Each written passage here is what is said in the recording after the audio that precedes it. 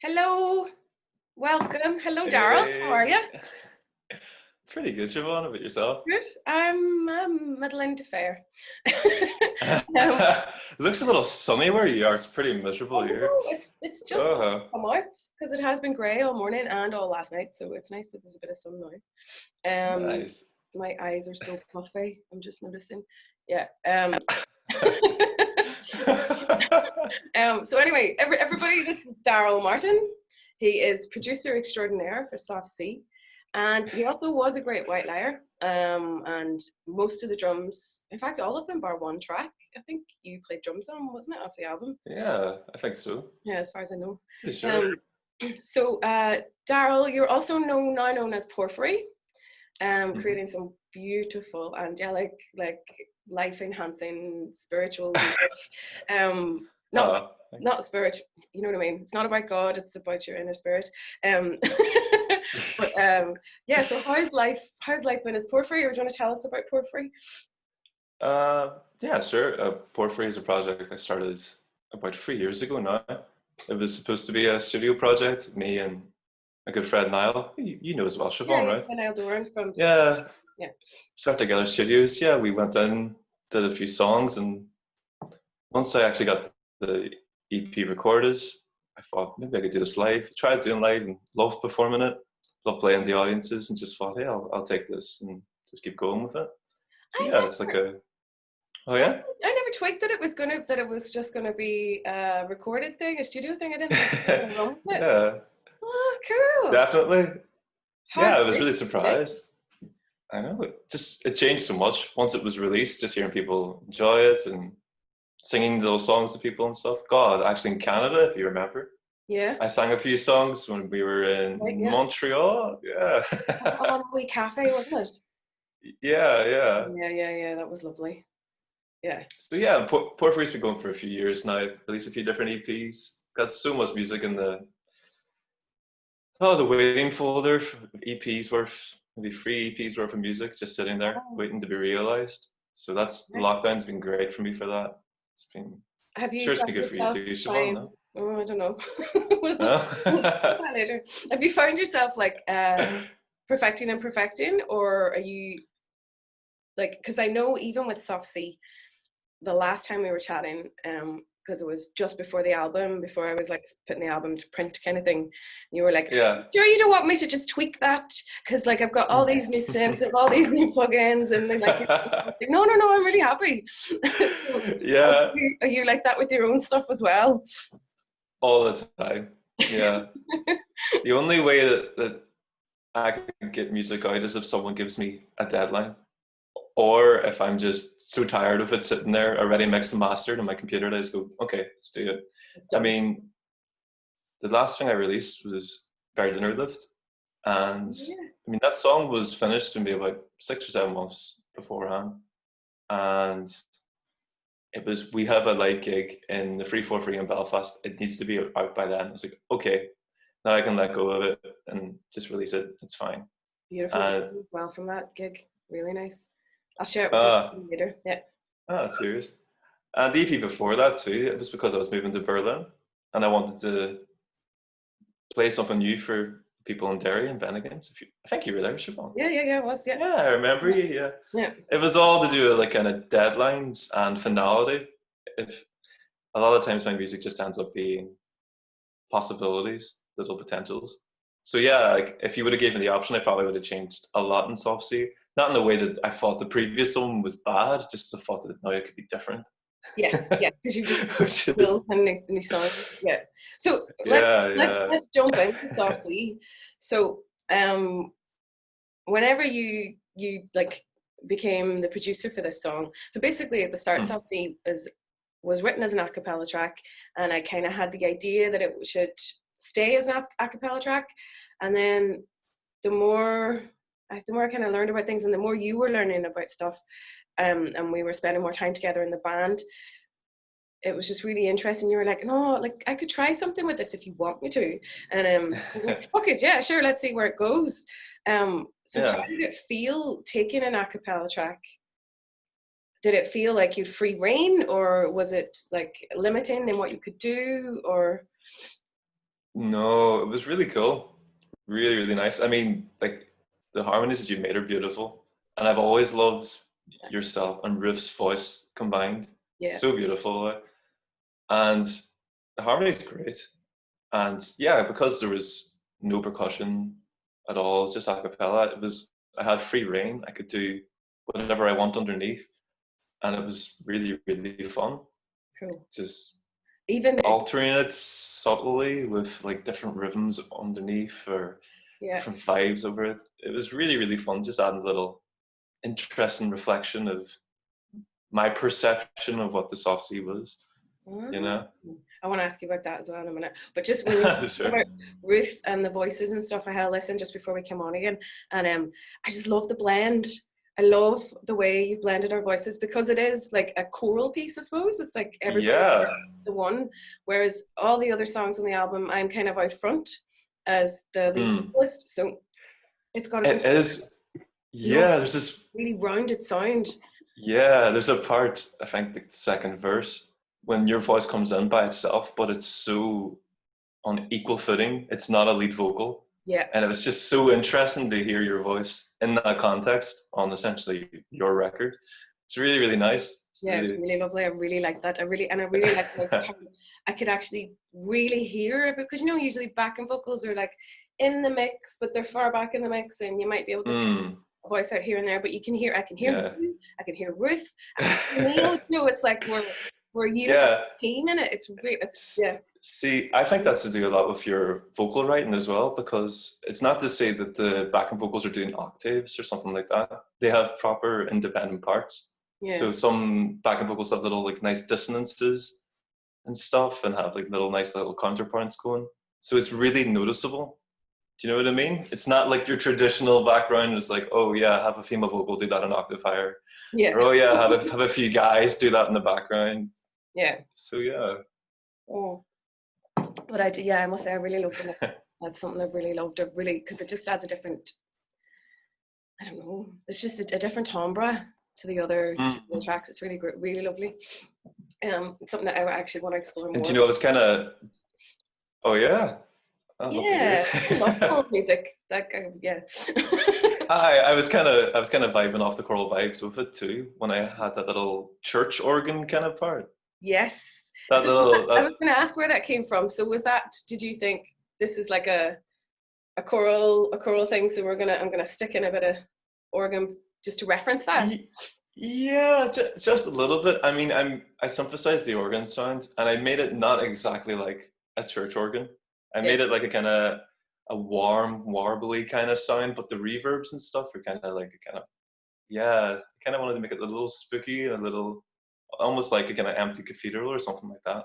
And that was definitely a nod to like the choral sound of it, but also I wanted it to sound empty in a certain way that it's not like, oh, it's like a congregation. It's like a kind of, this is happening somewhere where nothing else is happening. Like a kind of strange, I wanted it to kind of make it strange. Yeah, If no. that makes sense. Because there seems to be a lot of like nice tension in the lyrics and in the choral writing too. And I didn't want it to be home.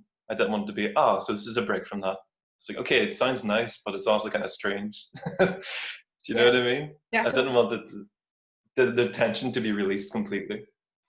Yeah, you definitely get that. You get a feeling that it's in some, like just now you're mentioning, like it's in some abandoned building, back in but in some back corner, and you still can't really see where it is. Yeah, it's got an eeriness that makes it. Yeah. Well done on that. That's really nice. And then, like you said before about subtlety of rhythms and stuff. Like I don't think the drums, like it surprises me when I listen like again and again and again that the drums and the beats aren't that subtle. Yeah. They're right there, but they fit so well. It's mad. Like did you feel you were being brave there, or you were like, I don't know? Well, it all started with you, Siobhan. It started with what you told me to do. I always remember it. You were like, ba, da, ba, ba, ba, ba, when we were like practicing to play the song. Yeah. And it was just trying to get, that kind of brushes on a snare drum sound. So it's like a da, da, da, da, da, da, da.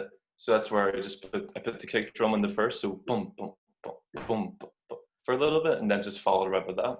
Yeah. But it was liberating, like on the say, I think in the second verse, it changes. It comes onto like a 4 to the floor. Yeah. And it just kind of drops for a little bit. It was fun. Yeah, just messing around with the rhythm and still finding the ways to make it fit. Yeah, You and it know? still feels like it's in this perpetual motion type thing, Yeah. because like that's what I suppose that's what I was trying to do with the rhythm that we were doing with our hands whenever we were doing a cappella, is that perpetual Yeah. motion. So yeah, it's still got that, but it's just got a different energy with it. Yeah, yeah. It's one of my favorite things to do in music in general. Like if you're in different verses or something, to kind of shake it up, just metric modulate, just change a little bit of the rhythm, and then everything on top gets new life because its downbeats fall in different places and stuff like that. It's one of my Uh, favorite tricks. I do it in practically Write it every down, single one of my everybody. songs. I'm writing it down. Metric. What? Yeah. I am You actually know the thing, like if you're in 4/4 and then you go into 3/4, or if you're in 6/8 and you go into 9/8 or 12/8 yeah, or something like that. Those yeah, little things. I love the sound of it in music. yeah, I me too. love seeing it live as well. It's so nice. Yeah. Because even like we were rehearsing. I was rehearsing with the band for the first time yesterday, or the day before, Oh, nice. the day before, yeah. But yeah, it was so special.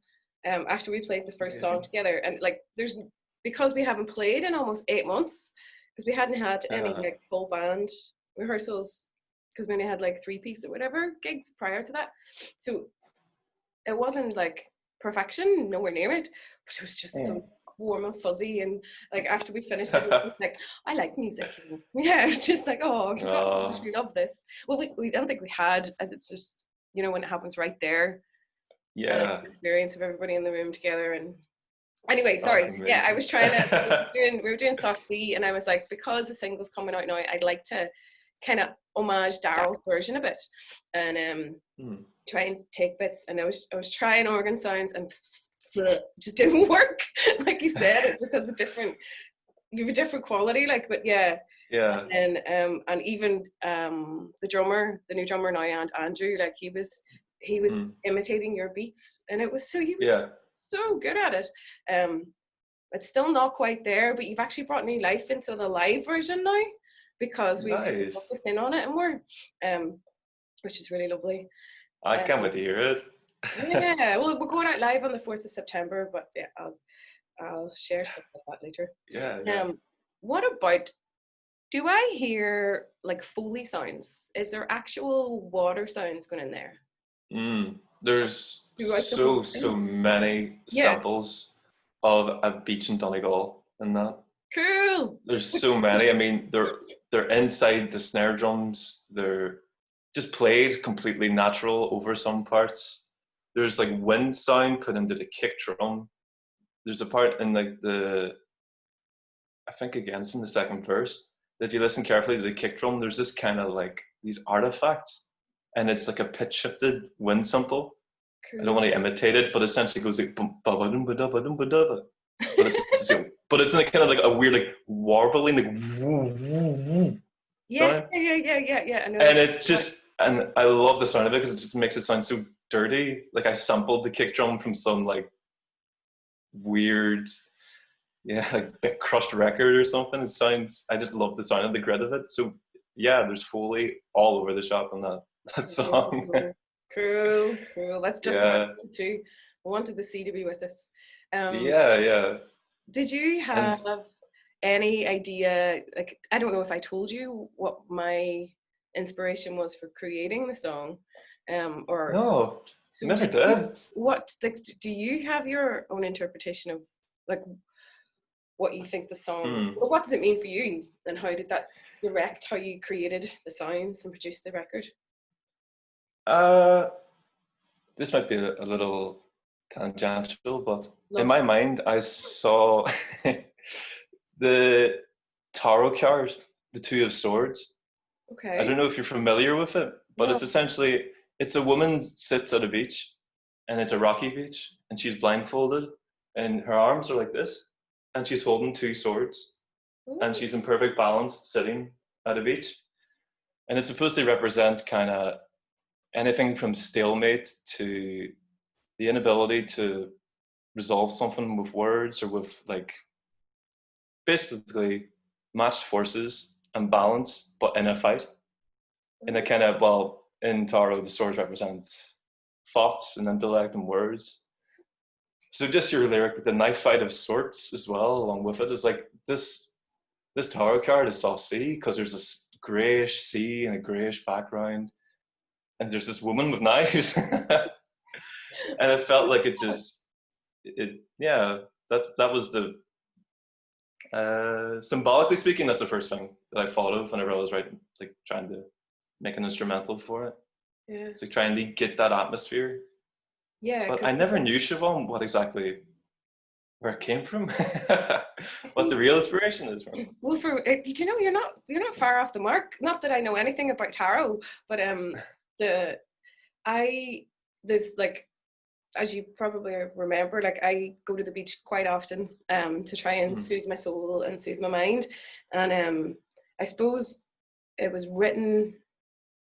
Yeah, it was written on a day in particular where just my mind was reeling and everything was just in a negative space, and I just sat in the rocks for ages and kind of felt in tune with the sea and its turbulence and its violence, and then how it just becalms itself again.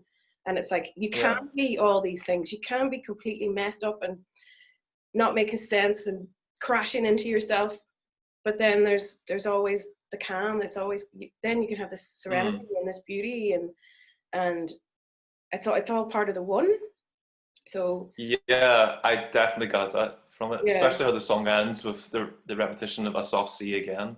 It's like all this stuff happened, but now it's still exactly the same as it was before. Do you know, it's just this kind of big unchanging, unchanging.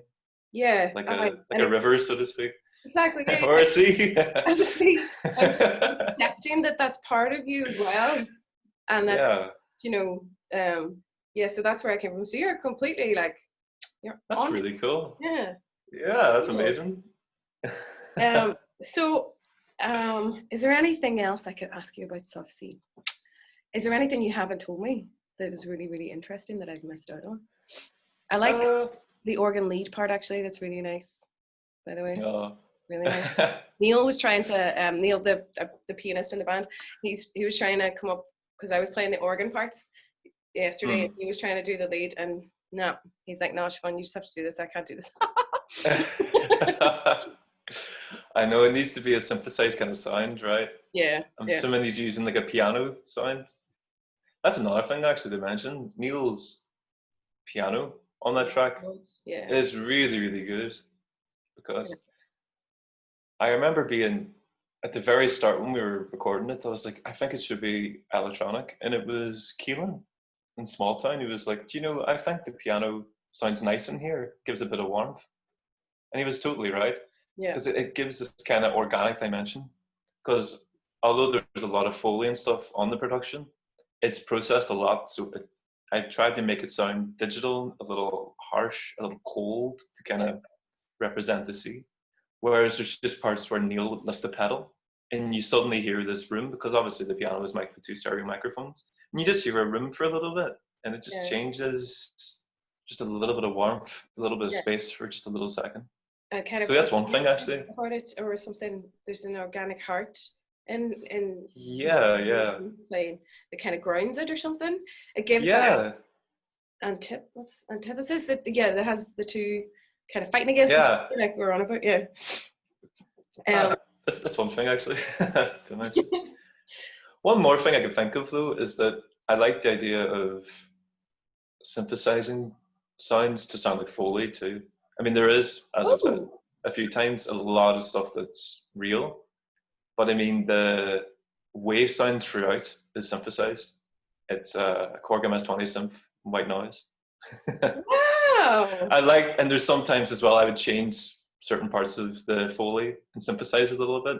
Again, that whole like I suppose dialectical synthesis antithesis thing going on, just these little fights going on between analog and digital, between cold and warm.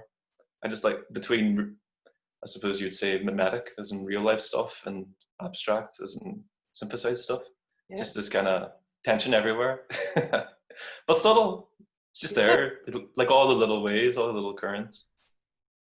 Yeah, it is really subtle because I noticed at the end of the track that you can hear. I definitely think it was a white noise sound for the waves, yeah, and then it becomes apparent and everything else is stripped back, which is really Yeah, you know, actually, the white noise is then stripped back a lot.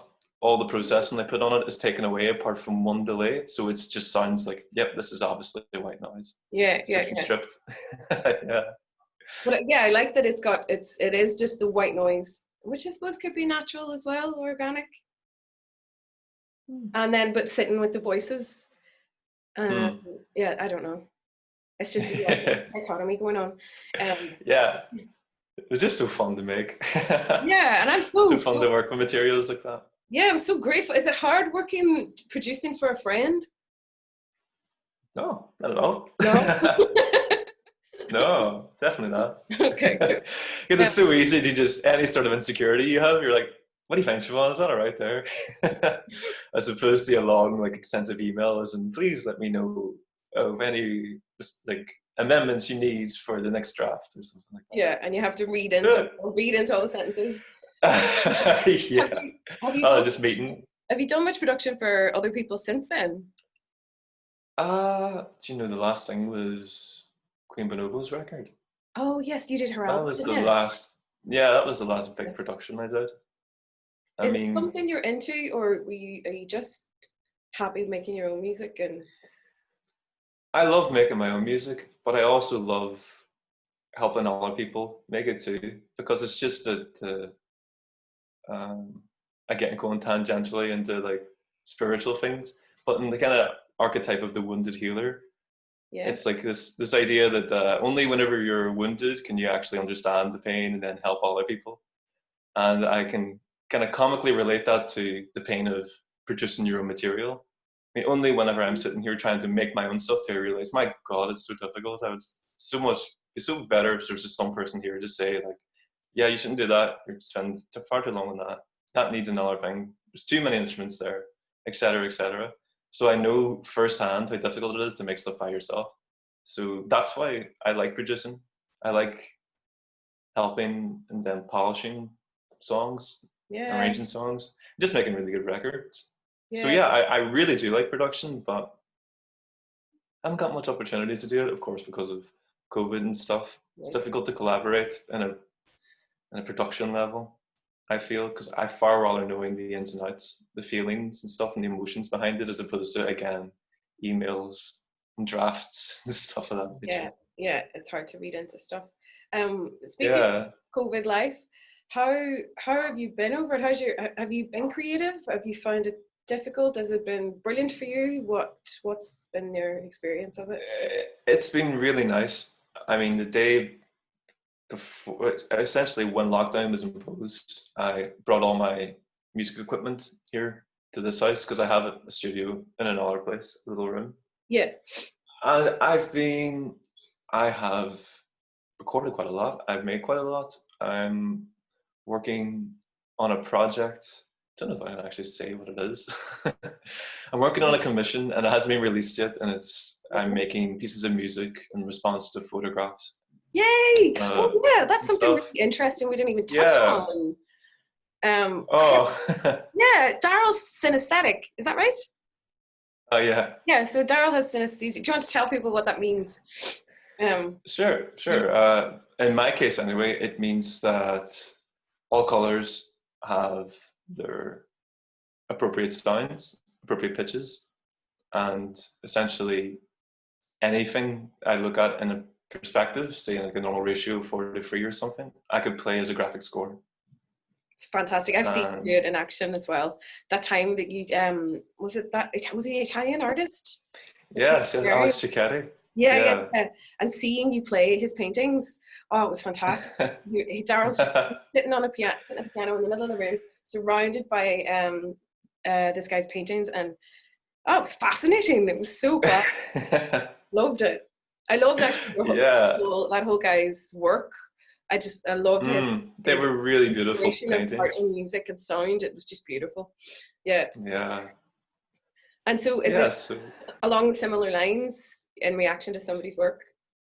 It is, but as opposed to The piece with Cicchetti was a sort of piano sonata that I created through using his paintings as little bars of music. Yeah. If you know what I mean. I was given the option I of, could see of what 40 or so well. paintings, yeah, and then I just essentially stuck them together as if they were little motifs to make a piece. Whereas this is pretty different. It is photographs, and it's the whole composition, and it's not limited to piano either. I'm using synthesizers, percussion, guitar, all sorts of things, and my own voice too is using a few of them.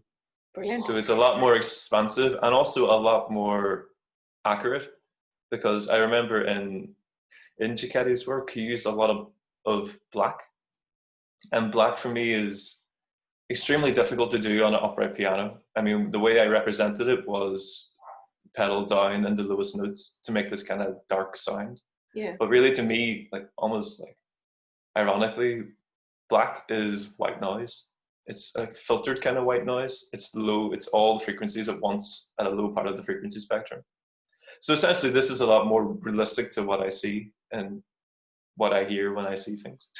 Cool. And I'm just looking behind because are they your paintings, especially the one in the middle? Oh yeah, they are. Yeah. Were they from your album? No, No. Sorry. these are new ones. I have I none of actually the. have Daryl's up here from his album. Yeah. Can I pick it up and you can tell me which piece it is? Sure. Oh, where is it? Oh, here it is. So, can you see it properly? So, this is from Daryl's album. Which piece was this? Oh, yeah. Well, that's Window White Light. Brilliant! Do you mind me asking about this? So, how do you No. how do you hear that? With those paintings I did, they were more little representations of tiny parts of the songs, because I mean the songs on that EP, apart from the first song, are quite long, and they have different sections and different changes and modulations. And modulations in music almost always mean a complete change in color palette. Okay. So what You I did have it that, on one piece. Yeah. Can we represent? so Yeah.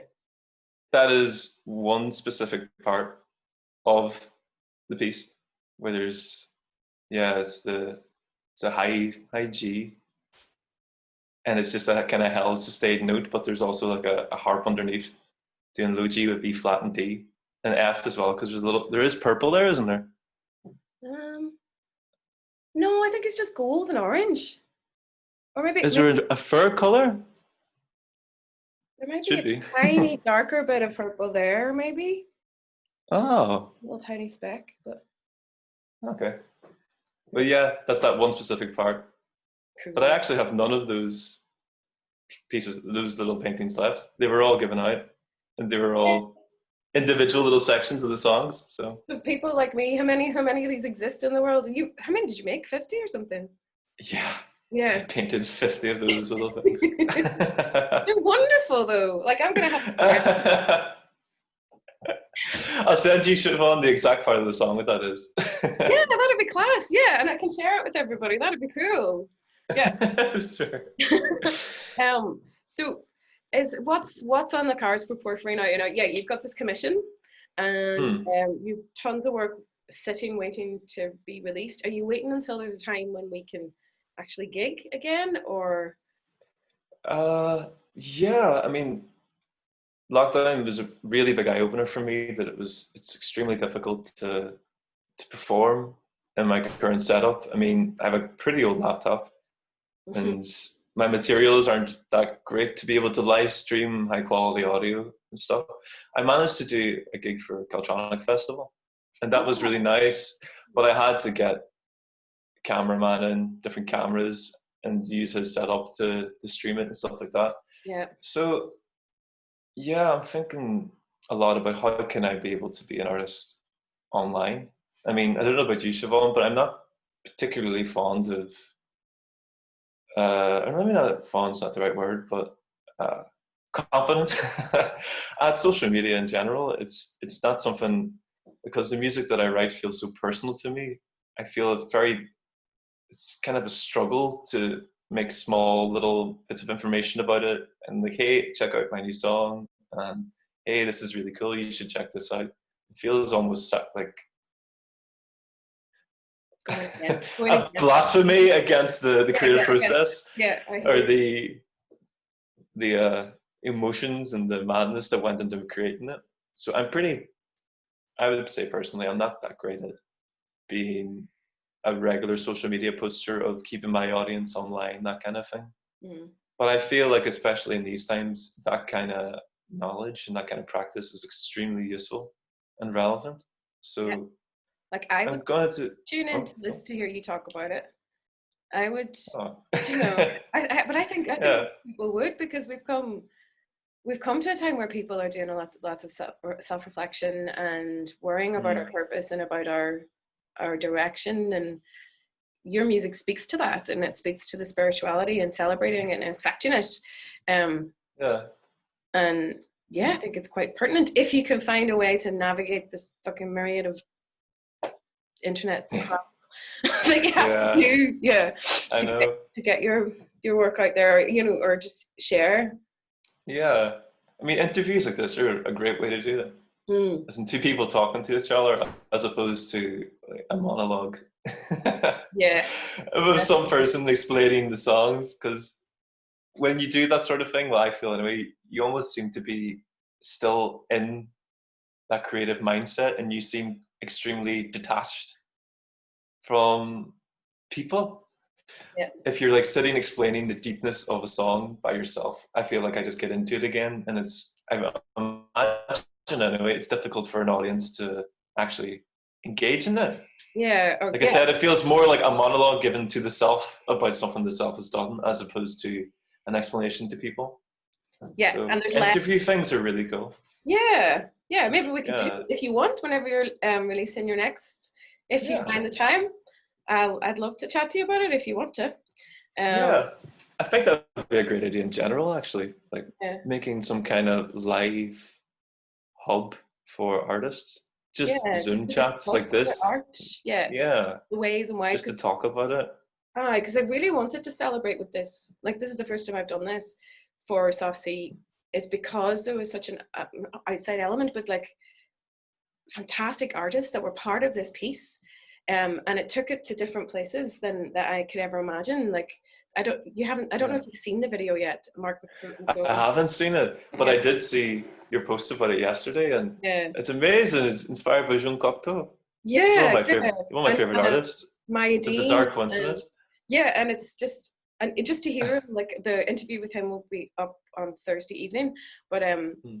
just to hear him explain it and the connections he made, and I really like the idea of art inspiring art, and then so it's grown. This one wee idea I had on the beach has grown into like other everybody's Yeah. ears and different contexts, and I really wanted to explore that, I suppose, and honor yourself and Mark for what you Uh-huh. do, and like share what you do with the world, because I find so much, well, with previous work, you do something, you make a video, and it's all just taken for granted that these things just happen. And Hmm. as an audience member or a listener, they just accept that that's it. But they don't need to. But I think it's fascinating to understand the ways and the whys and of how Yeah, we yeah, always definitely. created. Yeah. I So mean, a thing that I found surprising, like many, many years ago, when I was watching music videos as like a teenager, when I suddenly realized that the music video was made by someone else, and the idea behind the video was made by someone else. These videos that I loved and thought this perfectly matches the song, it's incredible. This artist is amazing. How did he do this? Yeah, it's very easy to take for granted that actually the video accompaniment is someone else's vision, someone else's art that came from a kind of symbiosis from the music. So yeah, I think it's really cool what you're doing, Siobhan, because it's nice to mention that yeah, this is it. This is art inspired by other art, and yeah, it's work, it's creative work that this person's doing, like the video yeah, maker. and So I think yeah, it's it helped you appreciate the art more, knowing definitely. knowing the intricacies and knowing the connections and knowing, yeah. So I'm hoping that whenever Sofsy comes out tomorrow and people watch the video, that having heard these interviews, that they'll connect with the music more and it'll stay with them more.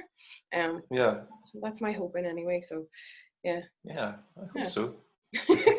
Can't wait to see it, actually. Yes, yeah. It's out if you stay up to midnight, you'll get to watch it tonight. I will stay up to midnight. Well, Daryl, I think we've come to the end. It has been Yeah. so lovely to see you again.